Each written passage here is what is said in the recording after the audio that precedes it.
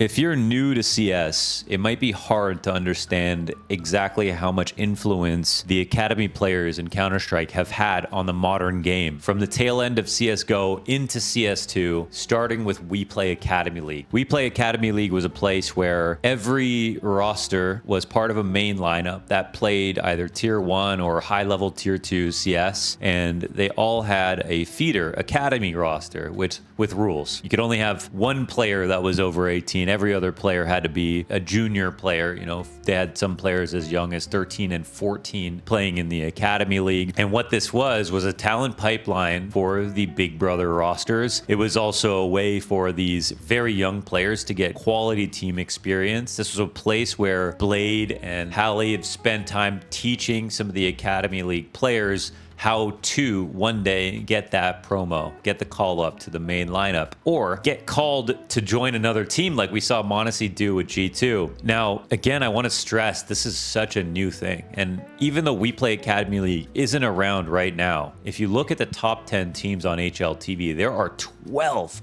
Academy League players that are in the top 10. And we're going to go through those names because not only are they 12 players that have sort of parasited their way into the top 10 teams, they're carrying these top teams, right? They're not just along for the ride. We're talking about Donk carrying Spirit. We're talking about m0NESY as a top 3 player playing for, almost said G2, but Falcons. We're talking about KYOUSUKE. Just got eliminated from IEM Cologne on his debut with like a 1.40 average rating. We're talking about Shiro from Gambit Youngsters. Gambit Youngsters was a pre-WePlay Academy League lineup that were just playing all the regular tournaments, and then him and Axile became a Stark duo. You don't think of Shiro as an Academy League player. He was one in 2021, and then he started winning right away, and now he's the new break-in elite opper, where we haven't had many of those. The only reason right now Liquid are even interesting to watch, even though they're losing, is because Shuhei's calling, and we want to know if he can carry that over from Mouse. I'm assuming they can. And speaking of Mouse, this is like the prime example. World number 2. Jimfat from the Academy League, Torzy from the Academy League, Zershin from the Academy League, and as an Academy team, with the assistance of Shane back then, they won 4 WePlay Academy League titles. They were the GOAT Academy League lineup. So this is all great to see. You know, why am I making this video? I mean, I kind of just wanted to underscore exactly how important this has been. Like, we were all aware, you know, that Donk was just an Academy League player, got the promo. He was pretty damn good already, so it wasn't like a big surprise. But now with KYOUSUKE coming out and immediately carrying for Falcons, it kind of raises the question, like, how could this consistently work so well? Donk has thanked Spirit Academy for teaching him how to play CS. And we've heard from players like Zywoo in the past. There's an interview he did on the Vitality channel where they're like, hey, you got this facility and the coach, and you're playing alongside all these veteran players, and you got the best PCs in the world, and look, you're a cool New Jersey, and we take care of every need. We bring you milk when you want it. You know, has any of this helped you become a better player? And he went, no. You know, not really. It's just him and the screen. And you see that consistently with phenoms that, like, you know, they're the reason their team wins. They're great, and they would have always been great no matter what their circumstances. They're oftentimes going to be a Lamborghini in the hood just because of how good they are. I mean, their team could be decent, but they're thinking about CS on a level that no one could teach them, right? We see that. But it is clearly no longer the case that a player must come out of nowhere. Zywoo comes out of France. Simple comes out of Ukraine, but trains himself almost, right? Simple goes the flip side, Liquid, Na'Vi route. I mean, that's a unique journey. You're literally changing continents to play on teams. You're getting education from so many different types of players, you know, whether it's Hiko or Blade. It's an eclectic way to learn CS, but these days it feels like the onboarding process at Tier 1 is a lot faster, a lot more structured, and it has specifically to do with the Academy lineups. KYOUSUKE, what I'm trying to say, is not an accident. I don't think it's an accident that they found him, and I don't think it's an accident that they turned him into such a good player. And I'm willing to risk and make this video on a player like him who could fall off next tournament because Donk just said in this roundtable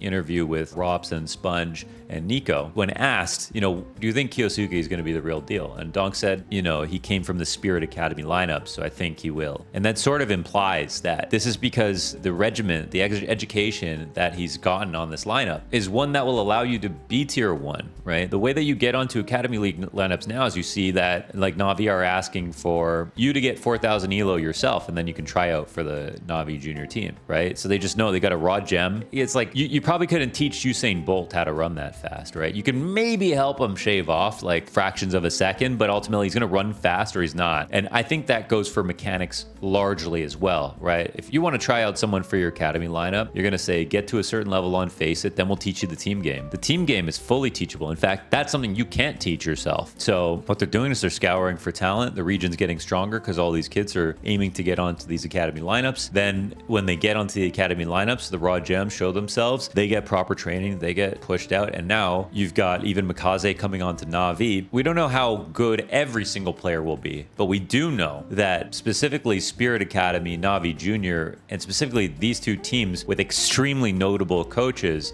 and structure that they bragged about, you know, how much they've been willing to invest into it, how many risks they're willing to take out of promoting directly to their main lineups, whereas some other people only sell to other lineups and just buy other tier 1 players instead. They have something going where not only will they make the most money, which means they'll have the most purchasing power, they'll be able to replace any player they want in the future on their own lineups. They can kind of control both the competition and their level at all times. And in a rare move, we had Spirit pick up Zwei instead of taking KYOUSUKE, but obviously that was because KYOSUKE wanted to go play with Monesi, wanted to go play with Nico. You know, he kind of had every option in the world. I don't know if it would have been a better fit in either position, but he doesn't want to be looked at as Donk 2.0. He wants to be his own player. And I think right now, it is really just a compliment. You know, like when Wonderful got compared to Simple, that was harassment.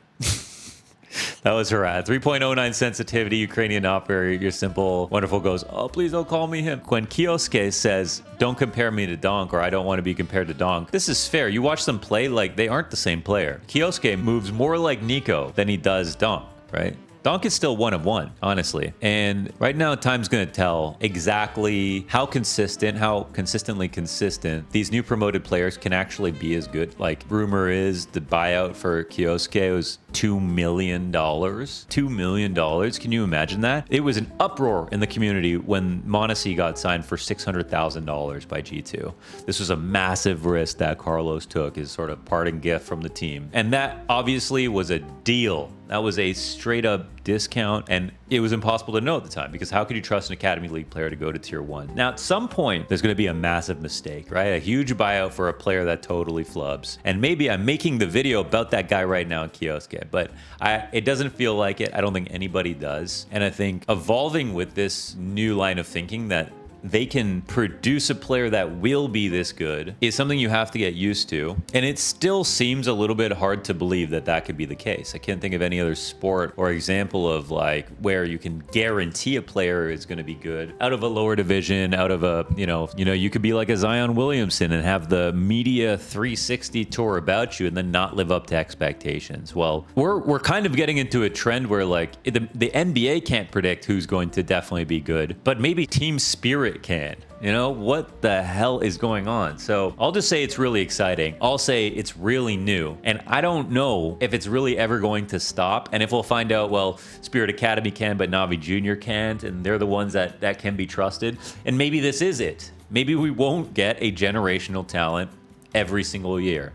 Right? You see how that's an oxymoron. You know, Donk is supposed to be a generational talent, and we're supposed to wait 5 years, just like we waited from 5 years from Zaiwu to get a new generational talent. It's the esports generation, a little bit shorter than 20 years. And, you know, we probably won't get one next year unless there's something that's happening where at the point of education in these regions with the certain lineups that find these players, there isn't some sort of revolutionary coaching protocol that is allowing these guys to get so good, because that means that we really will see the generation shift that we never got. A lot of people were predicting it at the end of CSGO when the Paris run happened and you had Apex come into playoffs and you had Gamer Legion coming into playoffs and you had Into the Breach coming into playoffs, and you had Simple choking, you had Nico choking, you had a lot of teams failing to actually make top 8 at Paris, the final CSGO major. You think this would be the perfect time for veterans to do it? Well, the actual shift never really happened. You had JL and everything go over to Na'Vi, you had Imma go over to Na'Vi, but you didn't really have a changing of the guard. Well, maybe we get such an influx now, a new way of learning CS that's way more efficient, and a real changing of the guard that suddenly throw things into disarray and pushes everyone out of top 10. If you think that's going to happen, I would love to know. But that's what's been on my mind lately. The influence of these academy players and these rookies has been amazing. I think it's done a lot for the game, and I honestly I just love WePlay to come back. WePlay, come on back.